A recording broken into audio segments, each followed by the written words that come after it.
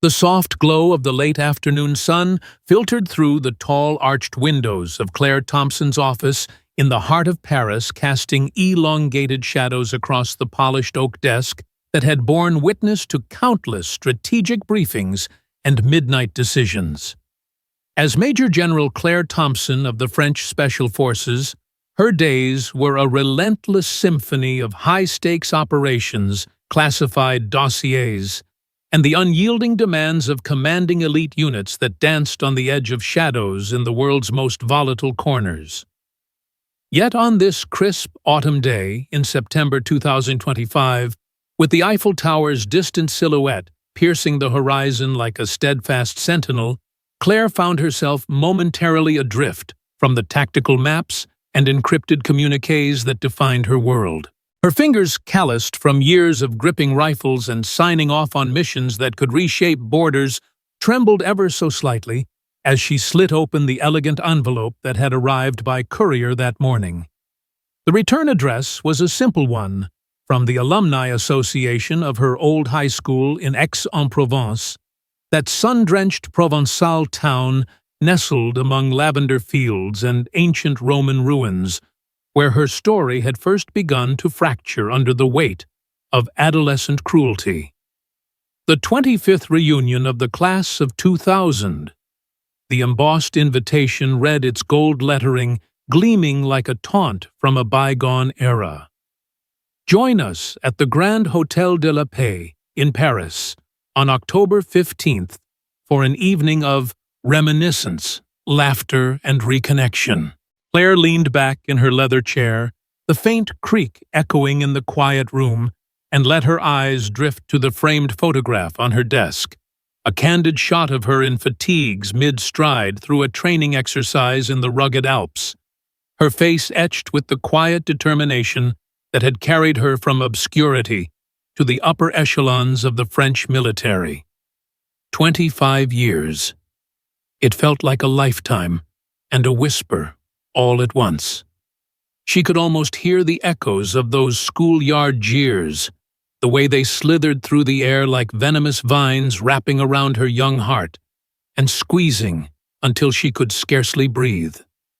Back then in the sprawling courtyard of Lycée Provençal, with its faded stucco walls and olive trees that whispered secrets to the wind, Claire had been the invisible girl, the one whose threadbare uniforms hung a little too loosely on her slender frame, courtesy of hand-me-downs from thrift shops in the poorer quarters of town. Her mother, a single parent scraping by as a seamstress in a dusty atelier, had poured every spare franc into Claire's education, dreaming of the day her daughter might escape the cycle of quiet desperation that gripped their family like a fog.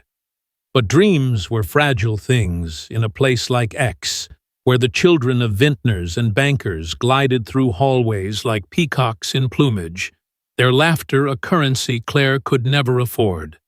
And at the center of that glittering flock was Sophia Laurent, the undisputed queen of cruelty, with her cascade of honey-blonde hair, designer satchels slung over one shoulder, and a smile that could curdle milk. Sophia, whose father owned half the vineyards in the Luberon, and whose mother hosted galas that filled the society pages of Le Provençal, had made it her personal mission to spotlight Claire's inadequacies, turning every lunch period into a theater of humiliation. Look at little Claire playing dress-up in rags. Sophia would purr, her voice a silken blade, as her entourage of sycophants girls, with names like Isabel and Margot, who clutched their Louis Vuitton backpacks like shields, tittered behind manicured hands. It wasn't just the words, it was the orchestration, the way Sophia would accidentally spill juice on Claire's notebook during study hall, or whisper just loud enough for the teacher to miss it, but the class to savor, "Bet she eats cat food at home," explains the skinny arms. Claire remembered the burn of those moments, the way her cheeks would flame as she hunched over her desk, pretending to scribble notes, while her mind screamed for escape. She'd flee to the library at recess, that musty sanctuary of leather-bound tomes and forgotten corners, where the scent of aged paper drowned out the sting of isolation. There, amid the stacks of Voltaire and Camus, she'd forge her armor not of silk or gold, but of resolve. Books became her battalion history, her hidden weapon.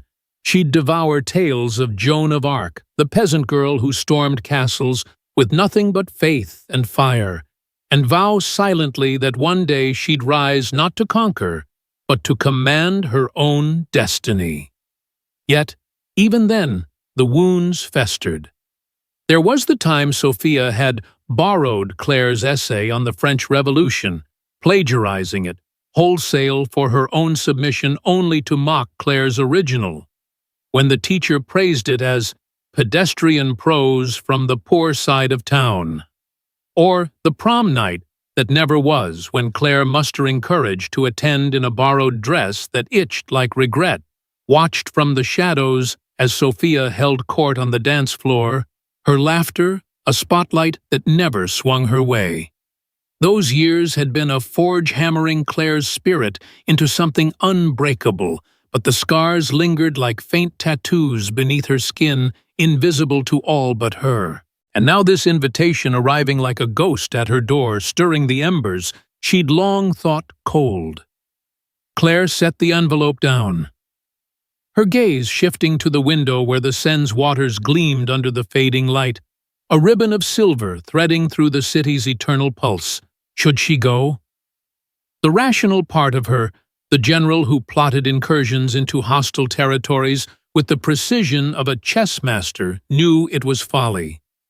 Why dredge up phantoms when her life now was a tapestry of triumphs, leading joint ops with NATO allies in the Sahel, earning the Légion d'honneur for a daring extraction in Syria, mentoring young recruits who looked at her not with pity, but with awe.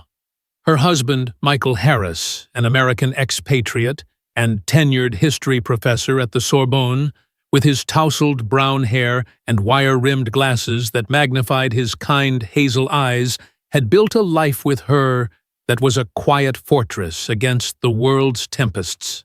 They'd met during her officer training days, when he'd been researching Napoleonic campaigns, and stumbled into a lecture hall where she was guest speaking on modern asymmetric warfare. "You're rewriting history one mission at a time," he'd said afterward over coffee at a cafe near the Pantheon, his Texas drawl cutting through her defenses like sunlight through fog. 10 years later, their home in the Marais district was a blend of her minimalist military aesthetic, crisp linens, maps pinned to walls, and his scholarly chaos, stacks of leather-bound journals, a globe scarred from endless finger tracings, and a kitchen perpetually scented with his experimental gumbo, a nod to his Houston roots. Michael grounded her, reminded her that victories weren't just tallied in debriefings, but in the stolen moments of laughter over shared stories of the absurd. But even he couldn't fully erase the echo of Sophia's voice, that insidious whisper that had followed Claire into adulthood, questioning her worth in boardrooms and briefings alike. As if summoned by her thoughts, the door to her office creaked open, and there was Michael balancing a tray with 2 steaming mugs of Earl Grey, her ritual indulgence after a long day, and a plate of madeleines dusted with powdered sugar, their scalloped edges evoking Proustian reveries. "Figured you'd need fortification," he said, his voice warm as aged bourbon, setting the tray down with the care of a curator handling fragile artifacts. He was dressed in his usual professorial uniform, a tweed blazer over a faded band tee from some long-forgotten indie concert, khakis rumpled from hours bent over manuscripts. Claire managed a smile, though it didn't quite reach her eyes, and he noticed, of course he did. Michael's perceptiveness was as sharp as her tactical acumen. "The invitation came," she said simply, nodding toward the envelope like it was a live grenade. He glanced at it, then back at her, his expression softening into that familiar mix of empathy and quiet strength. "X calling you home?" She nodded, tracing the embossed crest with her fingertip. Feels more like a summons to the gallows. Michael pulled up a chair, the wooden legs scraping softly against the parquet floor, and took her hand in his thumb brushing the simple gold band they'd exchanged in a civil ceremony at the mairie overlooking the Seine. Claire, you've faced down warlords in the desert and negotiated ceasefires over satellite links. A room full of Botoxed has-beens in Paris. That's just Tuesday for you. She chuckled, despite herself, the sound low and genuine, but it faded as memories surged unbidden, the sting of exclusion from group projects, the way Sophia's clique would form human walls in the hallways, forcing Claire to weave through like a ghost. It's not the room, Michael, it's her. Sophia. She made my life a living hell back then, and part of me wonders if 25 years have dulled her claws or just filed them sharper. He squeezed her hand, his gaze steady. Then go and show all of them what a phoenix looks like in flight. You've earned that. His words hung in the air, a gentle prod at the fortress walls she'd built around her vulnerabilities. But before she could respond, her desk phone buzzed a secure line from the ministry, pulling her back to the present, with a terse update on a reconnaissance flight over the Mediterranean. She acknowledged it briskly, her voice slipping into command mode, all traces of hesitation vanishing like mist under the sun. Duty called as it always did, and Claire Thompson was nothing if not its faithful servant.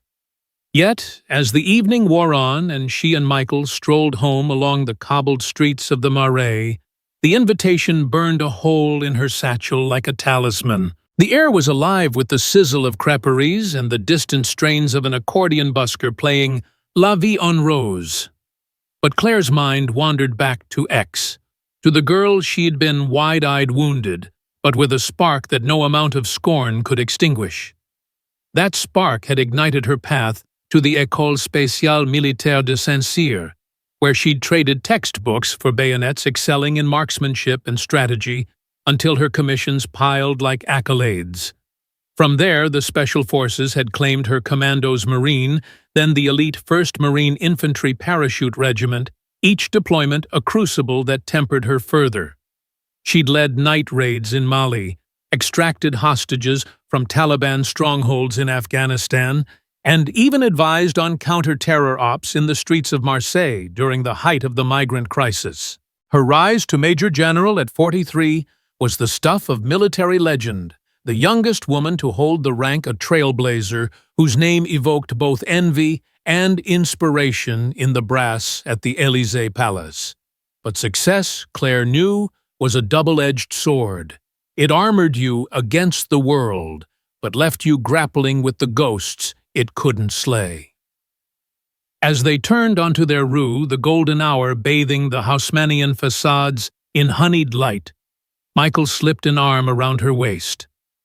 Whatever you decide, I'm with you. But think about it. This could be your chance to rewrite the narrative, not just for them, but for you.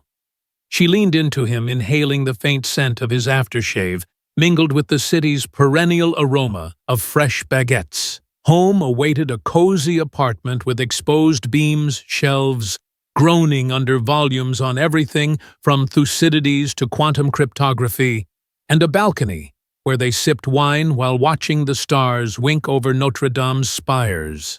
That night, after a simple dinner of ratatouille and Michael's lopsided apple tart, Claire retreated to her study, the invitation unfurled before her like a map to uncharted territory.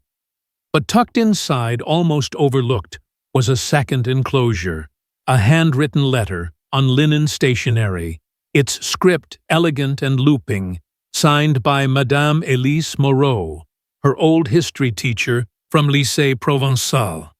My dear Claire, it began, the words flowing like a confidante's murmur. I hope this finds you well amidst your undoubtedly remarkable pursuits. As the organizer of our reunion, I must confess a selfish motive in extending this invitation.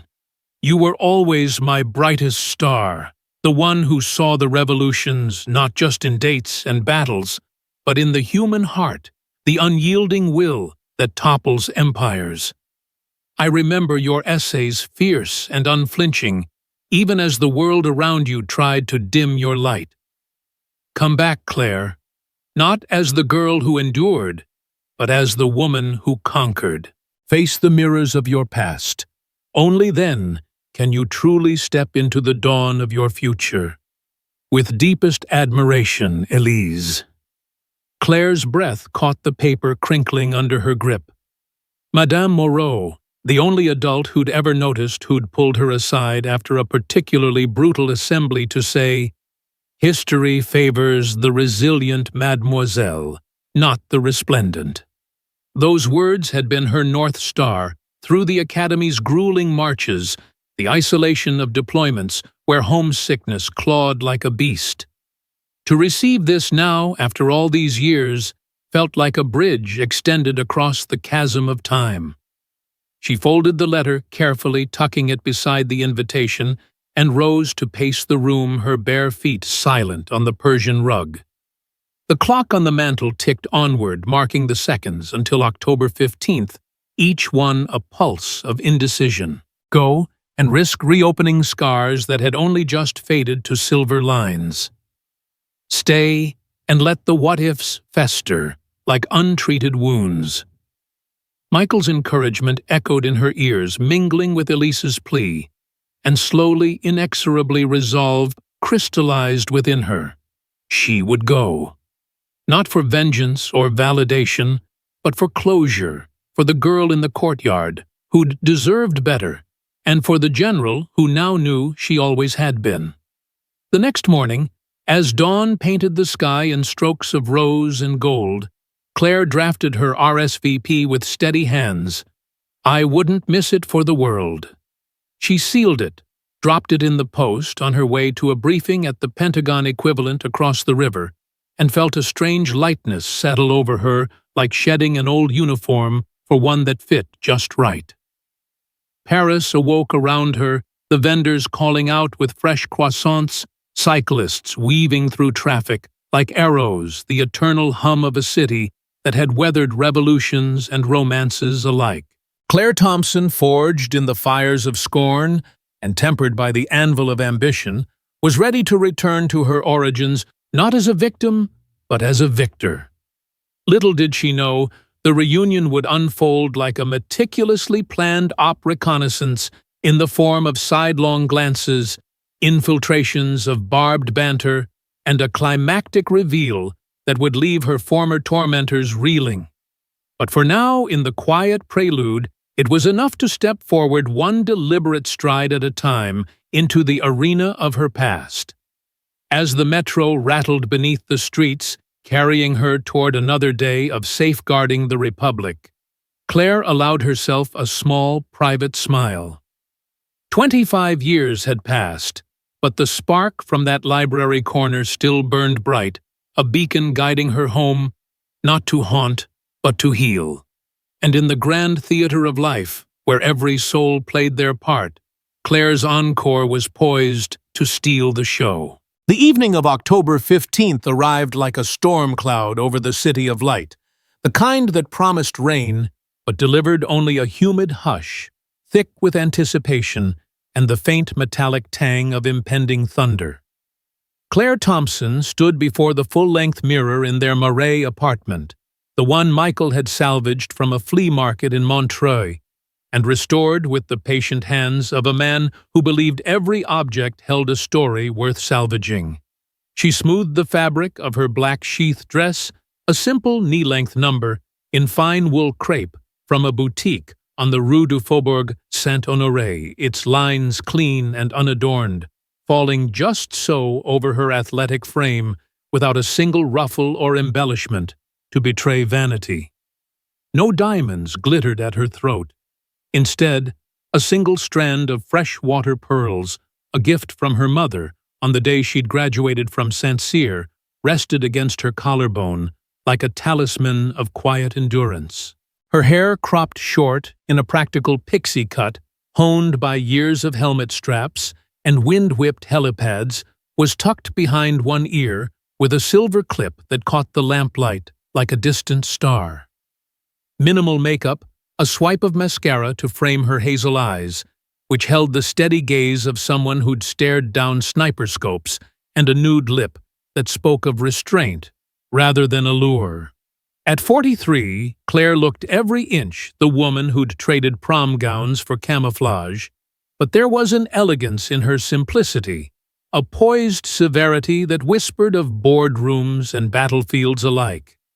Michael appeared in the doorway, adjusting his tie, a slim navy silk number that complemented his charcoal suit, the only concession to formality in his otherwise bohemian wardrobe. "You look like you're about to brief the president on a covert op," he said, his Texas twang wrapping around the words like a warm blanket, though his eyes betrayed a flicker of concern. He stepped closer, pressing a kiss to her temple, his hand lingering on the small of her back. "Remember, this isn't a mission.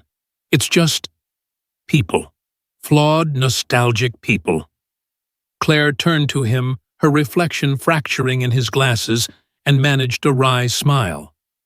"Flawed and nostalgic. That's a polite way of saying armed with wine and grudges, but you're right. In and out, like a quick recon." He chuckled, but there was no mistaking the undercurrent of protectiveness in his voice as he handed her the clutch, a sleek leather envelope that held her phone keys and the RSVP card like a shield. "Call if you need extraction. I'll be at the Sorbonne late grading papers on the 100 Years' War. Fitting, don't you think?" She nodded, the reference landing like a gentle anchor, and with one last squeeze of his hand, Claire stepped out into the night. The taxi ride to the Grand Hotel de la Paix was a blur of neon-streaked boulevards and the Seine's inky ribbon unfurling beside them. The driver's radio murmuring Edith Piaf ballads that spoke of regrets and roses. As the cab pulled up to the hotel's neoclassical facade, its columns rising like sentinels under garlands of twinkling lights, Claire felt the first prickle of unease, a familiar tightness in her chest that she'd learned to identify as the prelude to adrenaline. She paid the fare with crisp euros, tipping generously out of habit from deployments where goodwill could mean the difference between a safe passage and a standoff, and stepped onto the crimson-carpeted entranceway. Valets in crisp uniforms nodded deferentially, mistaking her for just another elegant guest, and Claire straightened her shoulders, channeling the posture drilled into her at the academy spine like steel gaze forward, vulnerabilities locked away. The lobby was a whirlwind of marble and crystal chandeliers, the air scented with tuberoses from massive arrangements that flanked the grand staircase. Laughter spilled from the ballroom doors like champagne foam mingled with the clink of glasses and the low hum of string quartets playing Vivaldi. Claire paused at the threshold, her hand hovering over the ornate brass handle, and for a split second she was 16 again, standing outside the cafeteria at Lycée Provençal, heart hammering as she braced for the gauntlet of Sophia's table. But the general in her overrode the girl. She pushed the door open and stepped inside the room, enveloping her like a velvet glove. The ballroom was a spectacle of opulence, transformed into a Provençal dreamscape. Long tables draped in ivory linens groaned under silver platters of escargot, foie gras terrines, and towers of macarons in pastel hues, while projections of lavender fields danced across the walls, evoking the sun-baked hills of their shared youth. Waitstaff in black tie glided like shadows, refilling flutes of Veuve Clicquot, and the crowd, perhaps 100 strong, milled in clusters, a kaleidoscope of designer labels and Botox-smooth faces. Women in shimmering cocktail gowns from Chanel and Dior clutched clutches worth a month's salary, their husbands in bespoke suits from Savile Row Rolexes, winking like conspirators on tanned wrists. It was a far cry from the modest picnics of their school days back when ex's fortunes had seemed as dusty as its cobbled streets. And then, the eyes found her. Not with the warmth of recognition, but with the slow, appraising sweep of curiosity laced with judgment. A ripple spread through the room, heads turning like sunflowers to the light, or perhaps to the outlier in their midst. Claire's dress, for all its quality, was understated amid the sequins and silks.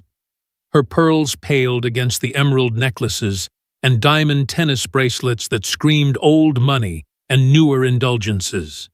She felt the weight of it, that invisible taxonomy of wealth and status. But she lifted her chin and wove through the throng, her heels clicking a measured rhythm on the parquet floor. Claire Thompson, is that really you? The voice cut through the din like a stiletto, honeyed and sharp.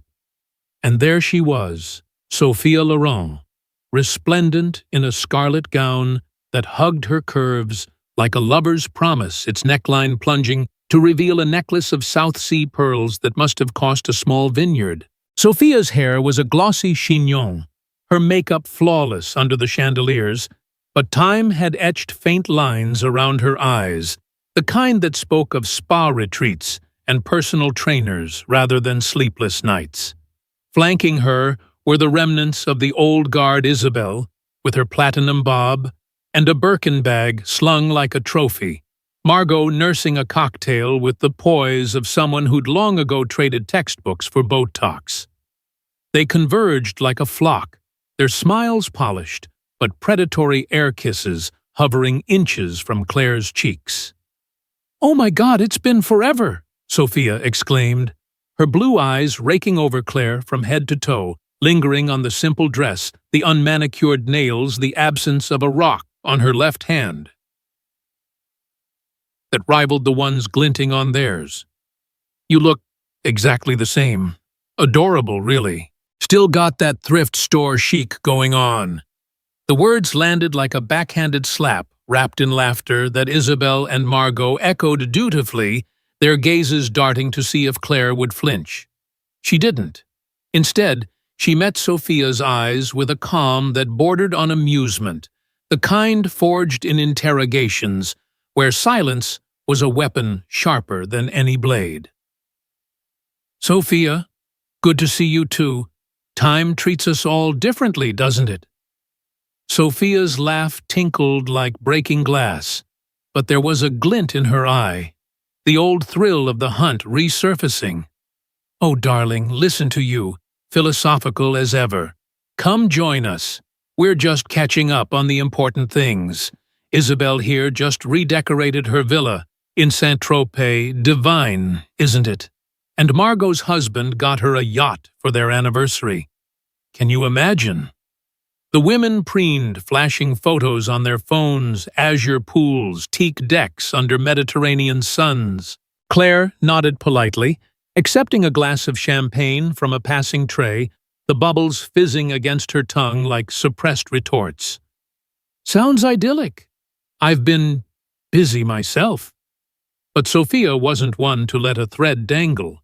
She leaned in, her perfume a cloying cloud of Chanel No. 5, invading Claire's space voice, dropping to that conspiratorial whisper that had once echoed through school lockers. "Busy? Oh, do tell! What do you do these days, Claire Still, clerking at that little bookstore in X? Or did you finally snag a husband to foot the bills? We all wondered what became of you after graduation. You just vanished. No wedding announcements in the paper. No holiday cards. It's like you fell off the map." The group tittered again, a chorus of polished cruelty, and Claire felt the old heat rise in her chest, the ghost of that courtyard isolation pressing against her ribs. But she sipped her champagne, letting the coolness steady her, and replied with the even tone she'd used to brief presidents. "No bookstore, I'm afraid. I work in security consulting now. Keeps me on the move." It was truth bent just enough, her role in Special Forces operations, classified beyond even Michael's security clearance. But to them, it sounded mundane, a far cry from the C-suites and country estates they flaunted. Isabel snorted delicately into her flute. Security, like installing alarms for rich folks. How quaint. My husband's firm does that for half of the Riviera. Pays the bills, I suppose. But darling, at our age, you should be thinking retirement cruises, grandkids. Margot chimed in, her voice syrupy with faux sympathy. And no ring, oh Claire, that's tragic. We all settled down ages ago. Sophia's Julienne is a colonel now posted in Brussels. Can you believe? They have the cutest pied-à-terre there. What's your type? Someone in finance, maybe? Steady, you know. The barbs flew thicker now, a barrage disguised as banter drawing sidelong glances from nearby clusters. Husbands loomed in the background, portly men in cummerbunds chuckling indulgently at their wives' sport. Claire stood her ground, her smile a mask of civility, but inside the general assessed flanks exposed high ground, lost, but ammunition aplenty if she chose to fire. Instead she deflected with a question of her own. And you, Sophia Vineyards, keeping the family empire afloat? Sophia waved a manicured hand, diamonds scattering rainbows. Oh, you know, Papa, always expanding. We just hosted the Harvest Ball. Half the prefecture was there. But enough about us.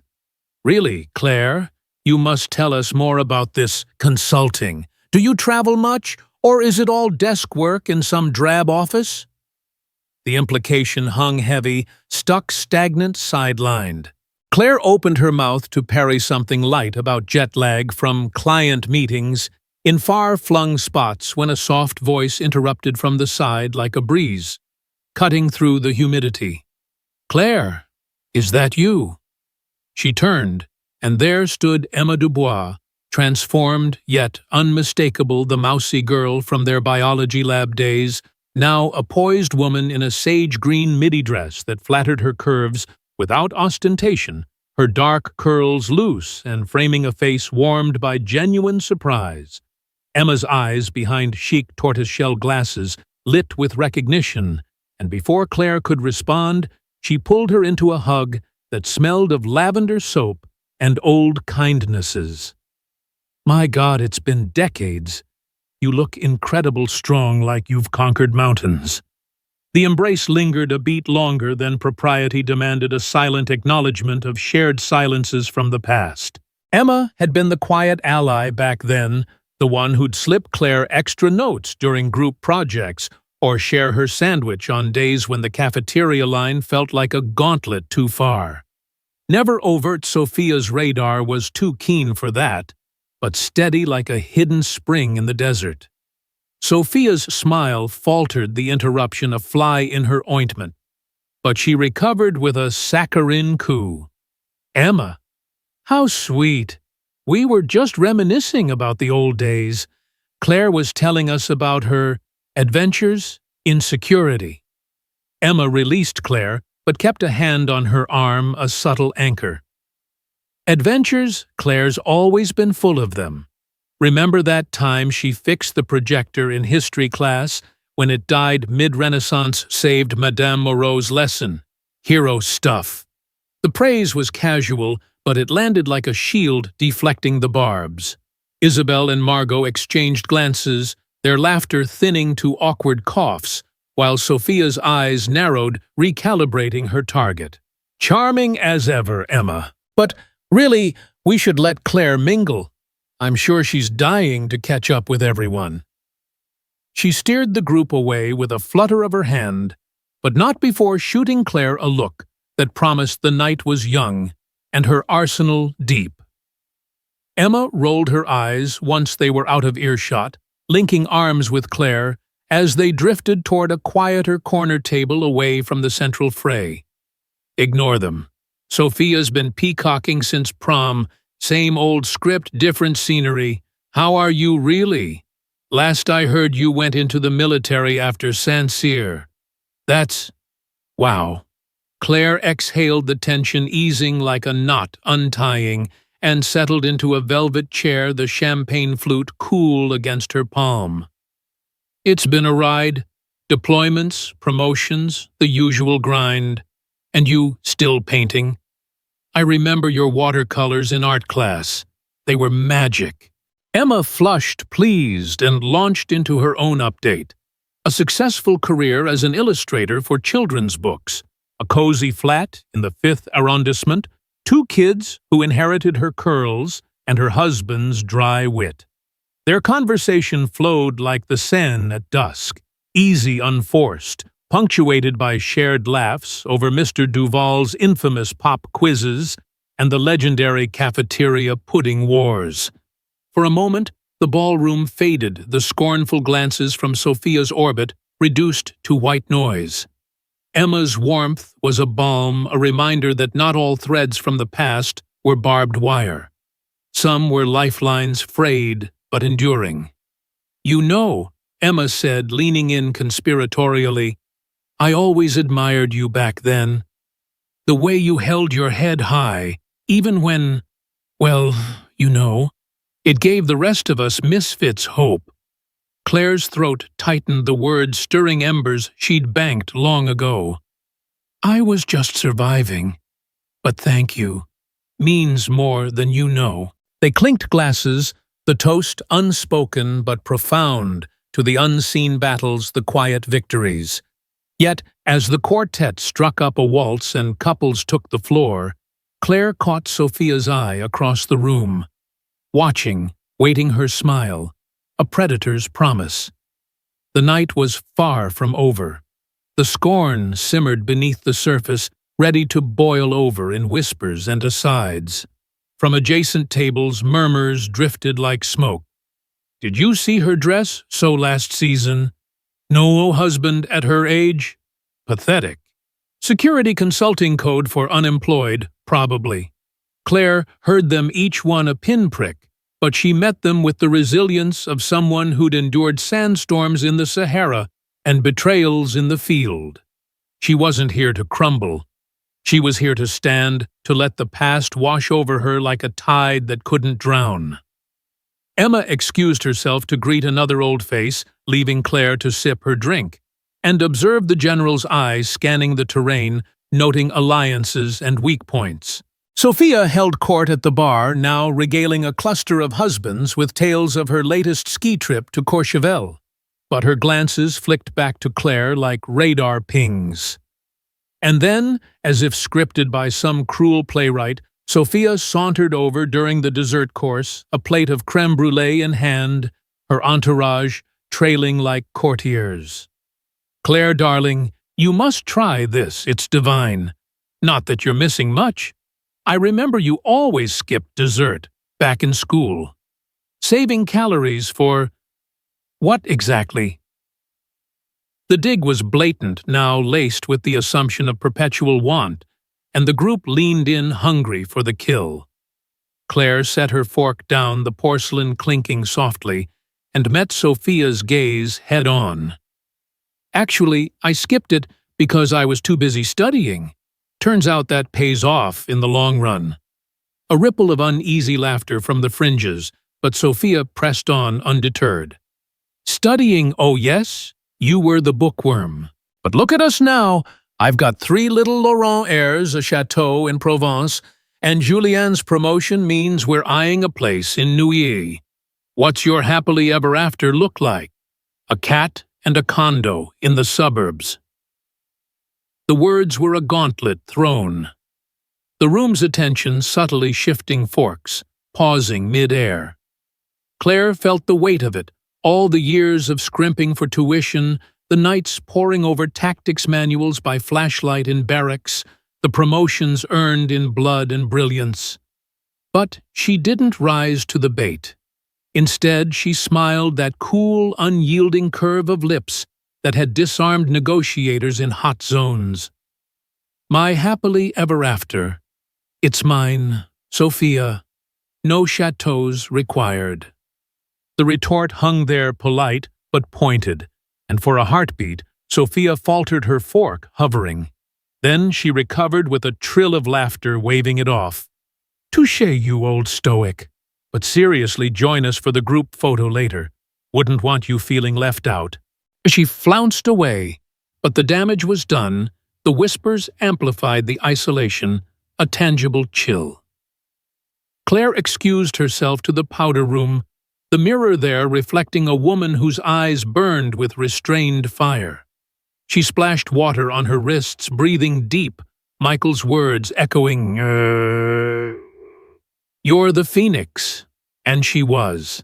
But as she re-emerged into the fray, the tension coiled tighter, the air electric with unspoken challenges. Little did they know, the real revelation was barreling toward them like a covert strike, unseen, unstoppable. For now, though, Claire endured her resilience, a silent thunder building toward the storm's heart. The quartet swelled into a tango, bodies twisting in elegant knots, and Claire watched from the sidelines, a spectator in her own drama. Emma returned briefly, pressing a card into her hand. "Coffee soon, real talk, no Sophia," before being swept into a dance with her husband, a lanky architect, with a shy grin. Alone again, Claire navigated the edges of the room, nodding to vague faces from the periphery of her school days. The quiet boy who'd lent her a pencil once now, a balding accountant.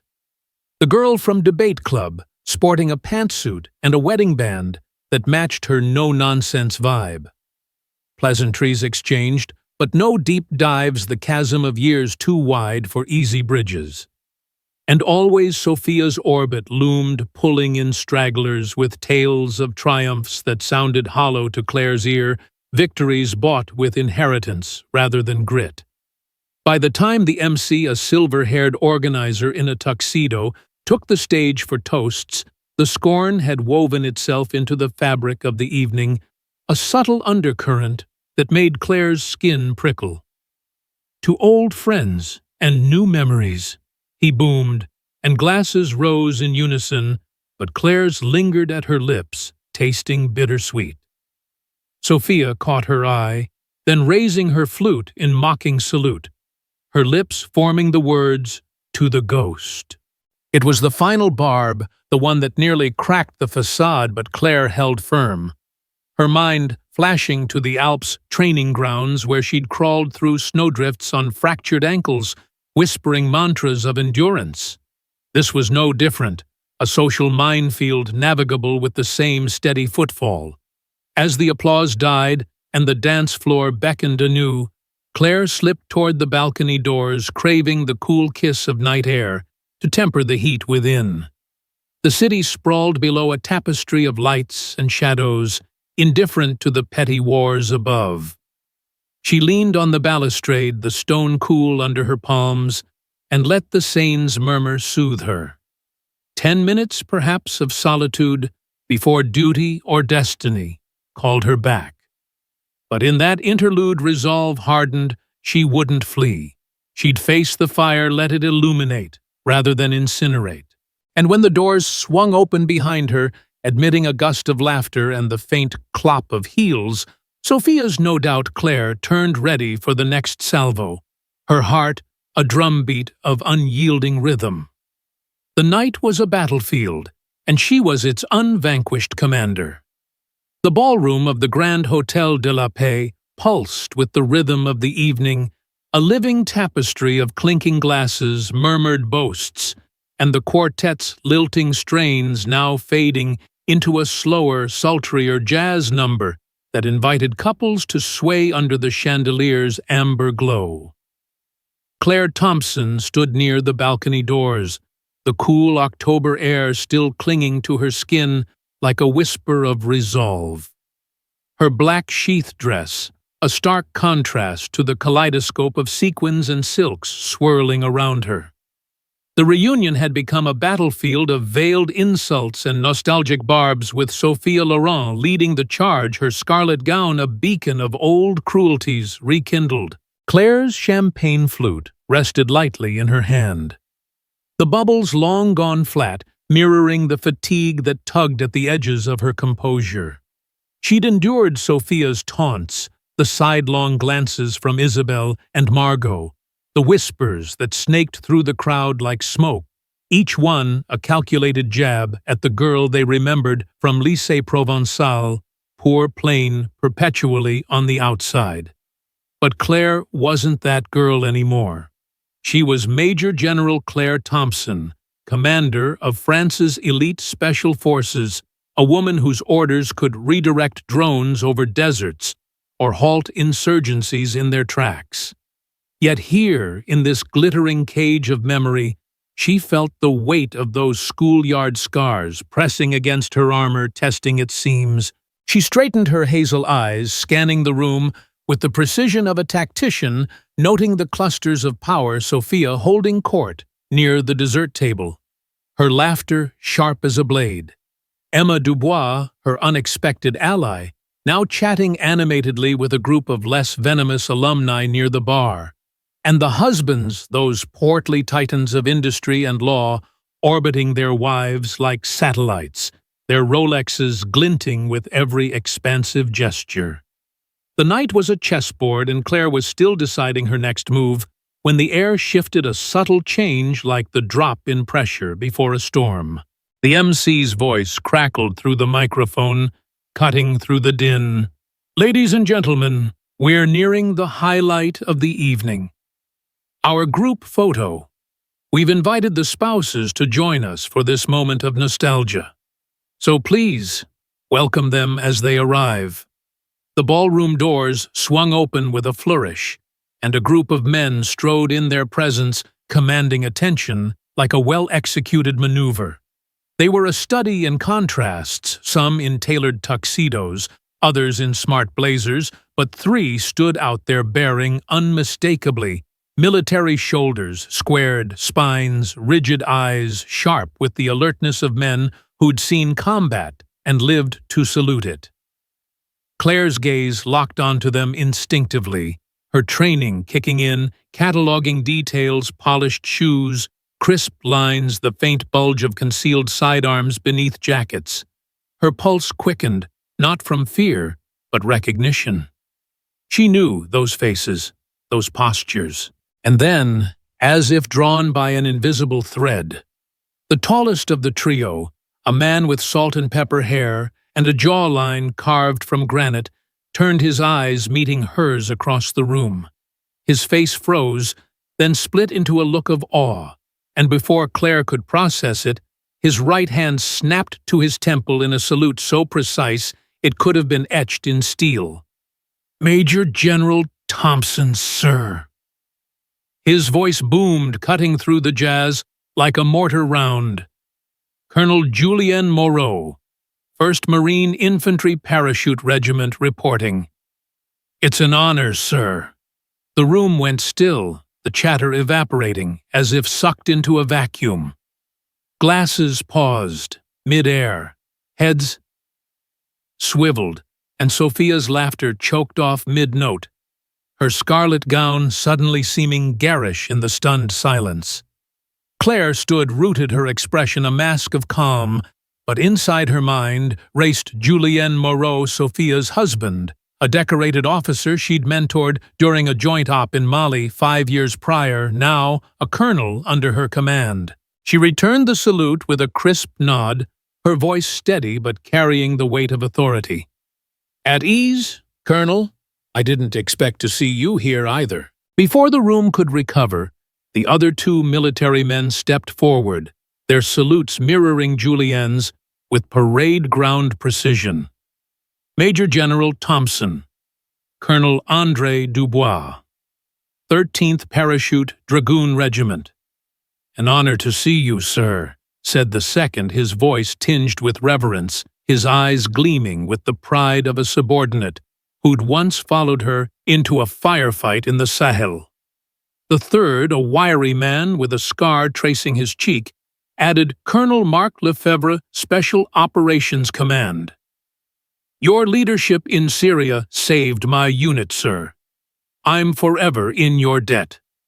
Their words hung in the air, each one a grenade lobbed into the heart of the reunion's smug complacency. Claire acknowledged them with a slight incline of her head, her pearls catching the light as she stood taller, the general now fully supplanting the schoolgirl. The ballroom was a frozen tableau. Sophia's flute trembled in her hand, champagne sloshing. Isabel's mouth hung open, her Birkin forgotten on the table. Margot's cocktail glass clinked against her teeth as she gaped. The husbands, those titans of finance and law, shifted uncomfortably, their swagger dimmed by the sudden realization that the unassuming woman in black was no mere bystander.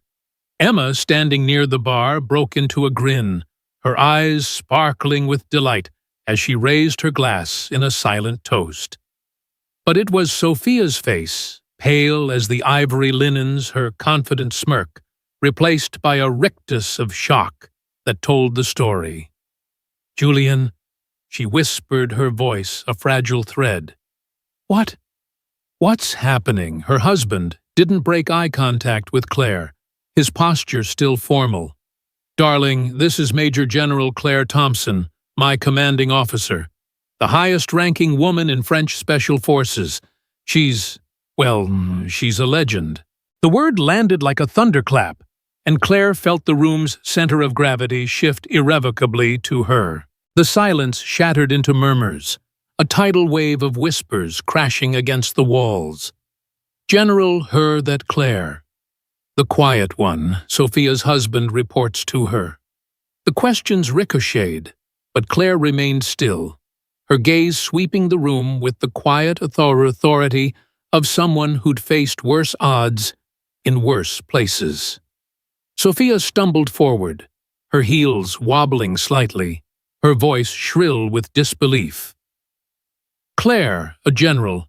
But you were—" She trailed off the memory of her own taunts, thrift store chic, no husband, no life, choking her like ash.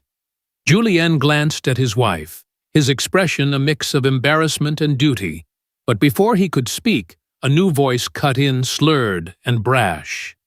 It was Philippe Isabel's husband, a paunchy real estate magnate with a penchant for cognac and bravado. He'd been hovering near the dessert table, emboldened by the open bar, and now he staggered forward, a smirk twisting his lips. "Oh, come on, now this is a bit much, isn't it, little Claire? A general, what's next? She's running for president." He chuckled, expecting a chorus of agreement, but the room held its breath, sensing the misstep. Claire turned to him, her eyes narrowing not with anger, but with the surgical precision of a commander sizing up a threat. "Mr. Dupont," she said, her voice low and even, recalling his name from a fleeting introduction earlier, "I don't run for office. I run operations, the kind that keep men like you safe to drink overpriced cognac in rooms like this." The rebuke was velvet-wrapped steel delivered with a smile that didn't reach her eyes, and Philippe's smirk faltered, his face reddening as scattered titters broke out, nervous, not mocking. Julien stepped in, his tone clipped. "Philippe, I'd suggest showing some respect. The generals led missions you wouldn't survive reading about." Philippe muttered something incoherent and retreated to the bar, his bravado deflated like a punctured balloon. The three colonels remained at attention, their presence a living testament to Claire's authority, and she softened her stance, gesturing for them to relax. "Gentlemen, we are not in a briefing room. Enjoy the evening." They nodded, but their deference lingered a quiet orbit around her. Sophia, still reeling, clutched Julien's arm, her voice trembling. "You never told me. I mean, how could I know?" Julien's jaw tightened, and he murmured something to her too low for Claire to hear, but the strain in his eyes suggested a conversation that would continue later. Across the room, Isabel and Margot huddled, their whispers, frantic their earlier scorn, now a liability they couldn't afford. Claire felt no triumph, only a quiet clarity. The battlefield had shifted, and she held the high ground without firing a shot. Emma sidled up, her grin irrepressible. "Well, that was worth the price of admission." You should have seen Sophia's face. She looked like she swallowed a lemon whole. Claire allowed a small laugh, the tension easing like a knot untying. Not my intention, but I'll take it. Emma squeezed her arm. You're a force, Claire. Always were. The words anchored her, a reminder of the lifelines amid the thorns. The MC, sensing the need to regain control, clapped his hands. Right, let's get everyone together for that photo. Spouses, alumni, come on up. The crowd shuffled forward, but the dynamic had changed. Eyes darted to Claire, some with awe, others with shame. Sophia lingered at the edge, her husband guiding her gently, his posture still tinged with military formality.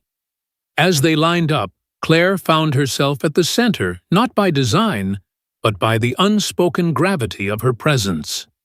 Julienne and the other colonels flanked her, their salutes replaced by respectful nods, while Sophia stood stiffly beside her husband, her pearls suddenly seeming gaudy next to Claire's understated elegance. Isabel whispered something to Margot, her voice low but audible. How did we miss this? All those years. Margot shushed her, but the regret was palpable, a crack in their polished veneer. The photographer, oblivious to the drama, called for smiles, and Claire obliged her expression serene but unyielding. The pearls at her throat, a quiet defiance of their earlier scorn. The flash popped freezing, the moment a tableau of revelation where the girl they'd dismissed had become the woman they couldn't ignore. As the crowd dispersed, Claire stepped back, her champagne replaced by a glass of water from a passing tray, the clarity of it grounding her. The colonels approached, their tone now conversational, but still laced with respect. General Andre began, "We had no idea you were an alumna here." Julien mentioned his wife's reunion, but your name never came up. Claire nodded, her smile wry. I keep a low profile. Classified habit. Mark chuckled, the scar on his cheek crinkling. You taught us that in Damascus. Still use your extraction protocol in my unit. Their camaraderie was a lifeline, a reminder of the world where she was not the outcast, but the cornerstone. But Sophia's shadow loomed nearby her face, a mask of conflicting emotions, shock, embarrassment, and something softer, perhaps regret. She approached hesitantly, Julienne at her side, and Claire braced for another volley. Instead, Sophia's voice was small, almost fragile. Claire, I didn't know about any of it. Why didn't you say something? The question was less an accusation than a plea, and Claire met it with the same calm she'd used to diffuse hostage standoffs. I didn't come here to prove anything, Sophia. I came to remember, maybe to heal. What I do, it's not about titles or bragging rights. It's about duty. Sophia's eyes glistened, and for a moment Claire saw the girl behind the quimby, the one who'd built her empire on insecurity as much as privilege. Julien touched his wife's shoulder, his expression unreadable, and Claire sensed the fault lines in their dynamic shifting, a reckoning deferred but inevitable. The jazz quartet struck up again, a mournful saxophone weaving through the room, and Claire excused herself, needing a moment to recalibrate. She slipped onto the balcony once more, the city's lights sprawling below, like a star chart, each pinprick a story of survival. Her phone buzzed, a text from Michael. How's the war zone? Need a historian to rewrite the narrative yet? She smiled, typing back. Just won the first skirmish, home soon. The reply was instant. That's my general. Kick ass. Take names, love you. The words warmed her, a tether to the life she'd built beyond these gilded walls. Back inside, the reunion churned on, but the air had changed, less a crucible of scorn, more a space of uneasy recalibration. Sophia's clique avoided her gaze. Their laughter subdued, while others approached tentatively, offering compliments laced with curiosity. A general, "That's incredible. Did you always know you'd do this?" Claire answered with grace, deflecting the spotlight, but the truth was undeniable. The ghost they'd mocked had become their reckoning. And as the night tipped toward its climax, Claire knew the hardest part was still to come, not in facing their judgment, but in deciding what to do with their regret. The battlefield was hers, but victory, she sensed, would lie in something quieter, something only she could define. As the final notes of the jazz quartet faded into the hush of the Grand Hotel de la Paix ballroom, the reunion began to unravel like a tapestry, pulled at its frayed edges, guests drifting toward the coat check in clusters of subdued chatter and lingering glances that still darted toward Claire Thompson as if she were a mirage threatening to dissolve. The air hung heavy with the scent of cooling crème brûlée and spilled champagne. The opulent Provençal projections on the walls now flickering like dying embers, casting elongated shadows that mirrored the elongated awkwardness settling over the room. Claire stood at the periphery, her black sheath dress unrumpled despite the evening's emotional tempests, her freshwater pearls a subtle gleam against the dimming lights. The revelation of her rank, Major General in the French Special Forces, had upended the night's fragile equilibrium, turning Sophia Loren's venomous barbs into echoes of regret, and the Colonel's salutes into a silent indictment of the crowd's complacency. Julien Moreau, Sophia's husband, hovered nearby, his military bearing softened by the civilian setting, but his eyes still carrying the weight of unspoken apologies, while André and Marc had tactfully melted into the throng, offering Claire respectful nods before excusing themselves to mingle with less charged company. Emma Dubois caught her eye from across the room, mouthing, "Call me," with a conspiratorial wink before being swept away by her husband, leaving Claire to navigate the post-battlefield haze alone. She wasn't seeking accolades or revenge. The quiet satisfaction of seeing Sophia's scarlet gown wilt under the spotlight of truth was enough a validation not for her ego, but for the girl who'd once hidden in library stacks to escape the sting of exclusion.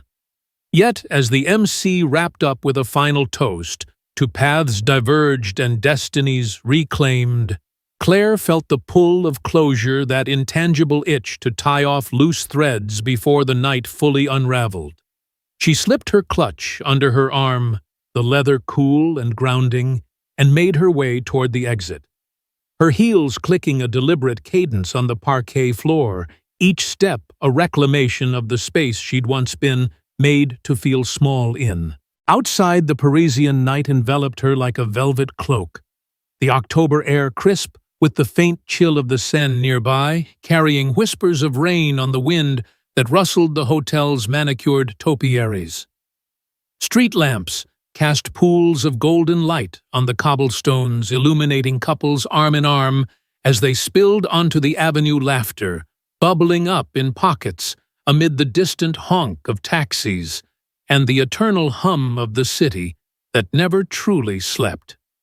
Claire paused at the valet stand, handing over her ticket with a polite "merci," her mind already drifting to the taxi ride home, to Michael waiting with his lopsided grin and a pot of chamomile tea ready to debrief the evening like one of his history seminars. But before the attendant could fetch her sleek black Citroën, a voice pierced the night, tentative and laced with the remnants of that honeyed edge. "Claire, wait, please." She turned, and there was Sophia, silhouetted against the hotel's grand entrance, her scarlet gown now seeming out of place in the subdued streetlight, like a flame, guttering in the breeze.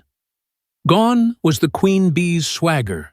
Her chignon had loosened tendrils, framing a face stripped of its Botox mask, revealing lines etched by time and perhaps by the unexamined choices of a life built on facades.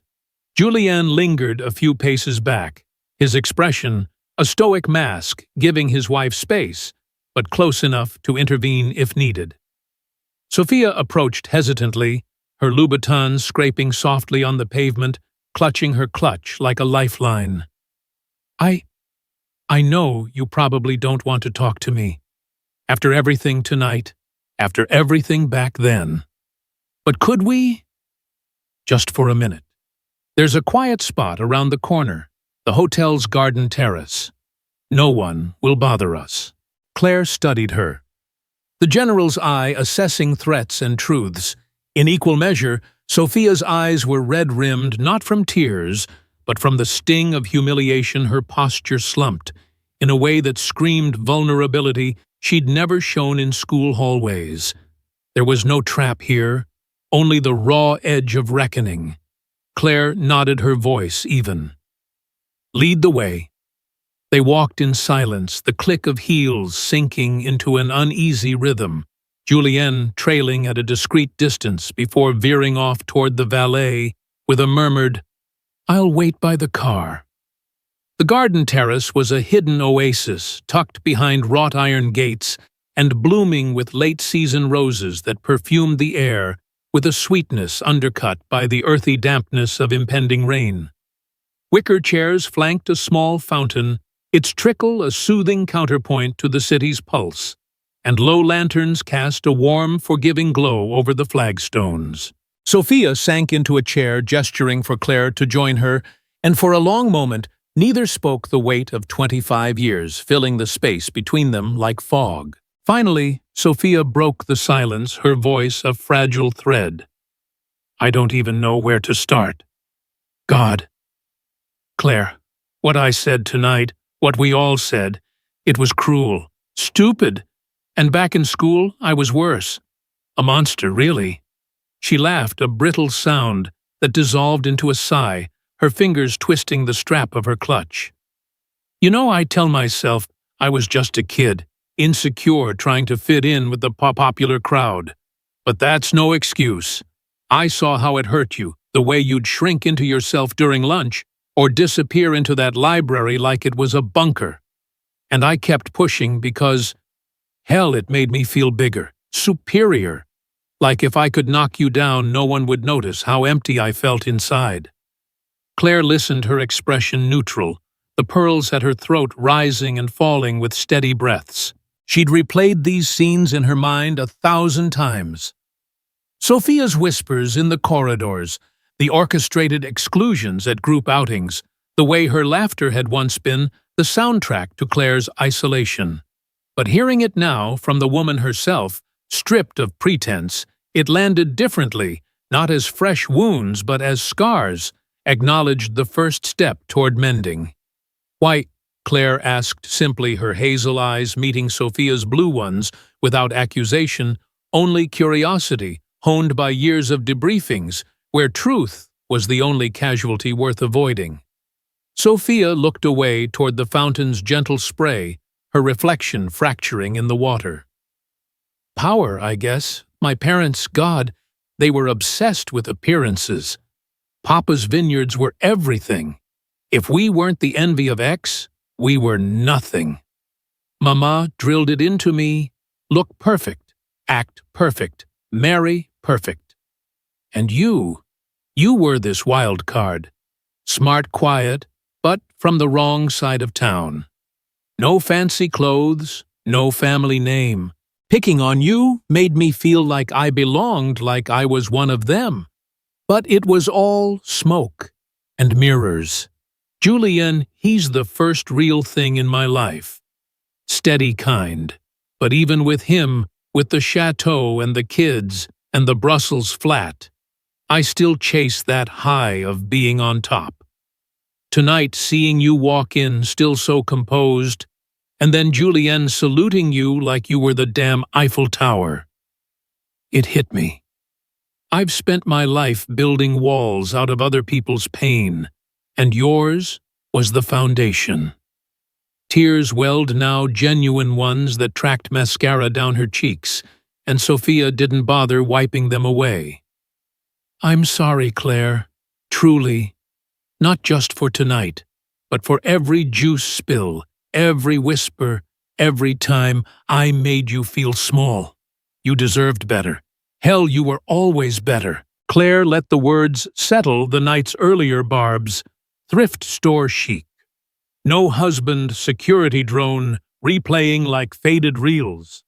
Their power diminished in this raw confessional. She reached into her clutch, pulling out a slim volume she'd tucked away that morning. On a whim, a worn copy of The Art of War by Sun Tzu, annotated in her own hand from her Saint Cyr days, its pages yellowed, but its lessons evergreen. She extended it toward Sophia, who blinked in confusion. "Here," Claire said softly, "read this. Not for strategy, though God knows I've used every tactic in it, but for the wisdom underneath. In the midst of chaos, there is also opportunity. You don't have to keep chasing superiority, Sophia. Strength isn't about tearing others down. It's about lifting yourself up even when the ground shakes." I kept this book through deployments in the desert, extractions in the mountains, nights when I wondered if I'd ever escape that courtyard feeling. It reminded me that battles aren't just won with swords or salutes. They're won in here. She tapped her temple, then her heart. Sophia took the book, her fingers trembling as they brushed the cover, tracing the faded gold lettering. "Why give this to me? After everything?" Claire leaned back, the wicker creaking under her, and gazed at the stars peeking through the city's light pollution. Because forgiveness isn't about forgetting. It's about choosing not to let the past dictate the future. You hurt me, yes, deeply, in ways that shaped me more than you know. But that pain forged me into the officer who led her team through a sandstorm in Mali, with nothing but grit and a compass. Into the wife who built a life with a man who sees my scars as stars. Into the general who knows that true command comes from empathy, not intimidation, holding on to resentment. That's a weight I don't need anymore, and maybe, just maybe, you don't either.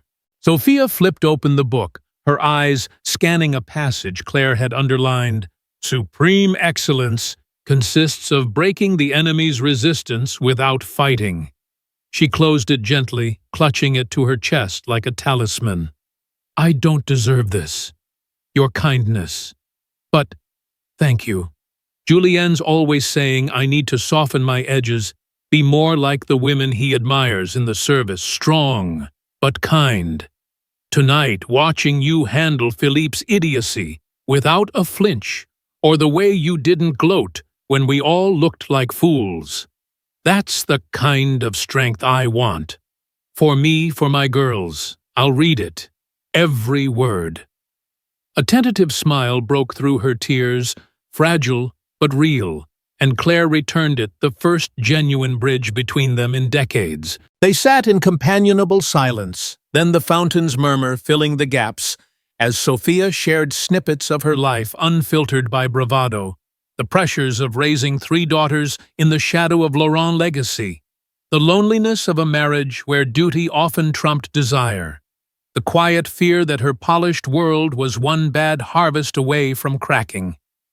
Claire listened, offering nods, and the occasional insight drawn from her own odyssey, from the single mother seamstress who'd sewn dreams into every seam to the academy cadet, enduring hazing with the same stoicism she'd later demand of her troops. From the covert ops that tested her soul in the dead of night, to the quiet evenings with Michael debating Thucydides over gumbo in their Moray flat.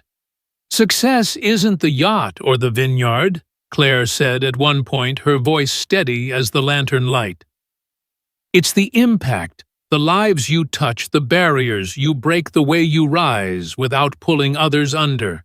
I command special forces, not for the stars on my shoulder, but because every mission saved means a family somewhere gets their soldier back.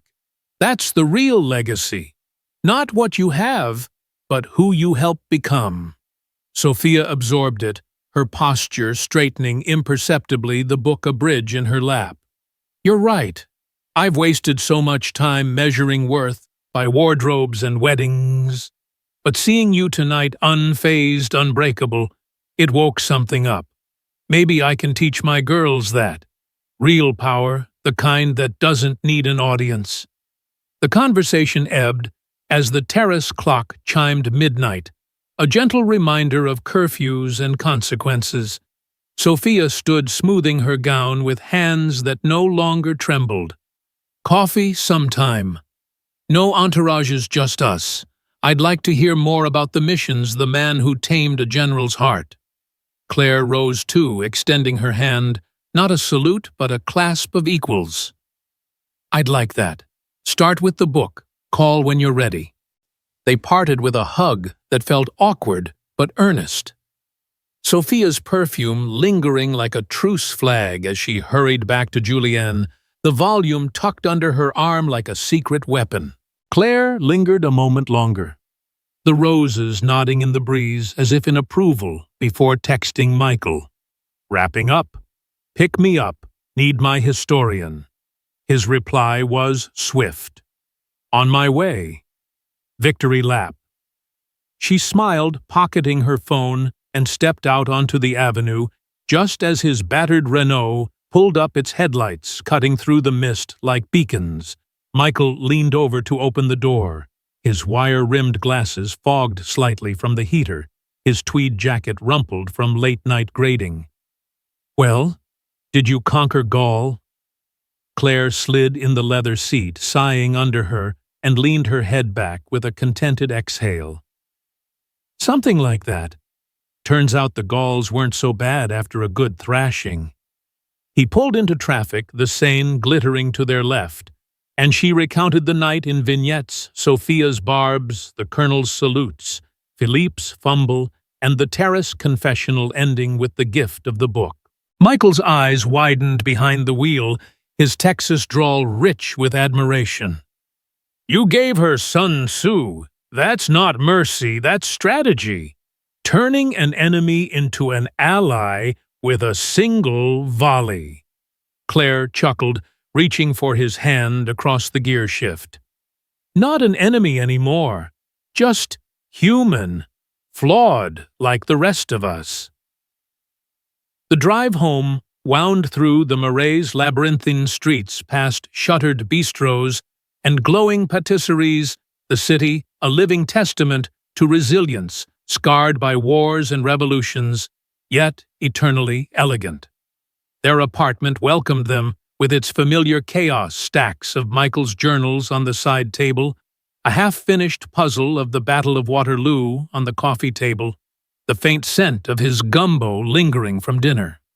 Claire kicked off her heels, padding to the balcony where the stars fought valiantly against the light dome, and Michael joined her with 2 glasses of red, a modest Bordeaux that punched above its weight. "To lessons learned," he toasted, clinking her glass, and she echoed it, the wine warm on her tongue. As they leaned on the railing overlooking the rooftops that sloped toward Notre Dame's silhouette, Claire felt the final pieces slot into place. The reunion hadn't been about triumph or tallying scores. It had been a mirror, reflecting not just the girl she'd buried, but the woman she'd become, one whose strength lay not in ranks or revelations, but in the choice to extend grace amid the wreckage. "You know," she said softly, turning to Michael, "the real lesson tonight? It's that courage isn't charging into battle with a battalion. It's facing the mirrors of your past, seeing the cracks, and still choosing to build bridges instead of walls. Self-worth isn't measured in medals or money. It's in the quiet acts that ripple out, changing one life at a time. Sophia might never become a general, but if she picks up that book and sees herself differently, that's a victory worth more than any op." Michael pulled her close, his chin resting on her head, his voice a murmur in the night. "That's why I married you, General. You don't just win wars, you end them with wisdom." They stood there until the chill drove them inside the door, clicking shut on the past like a well-oiled lock. In the days that followed, life resumed its cadence briefings at the ministry strategy sessions with her colonels Julienne.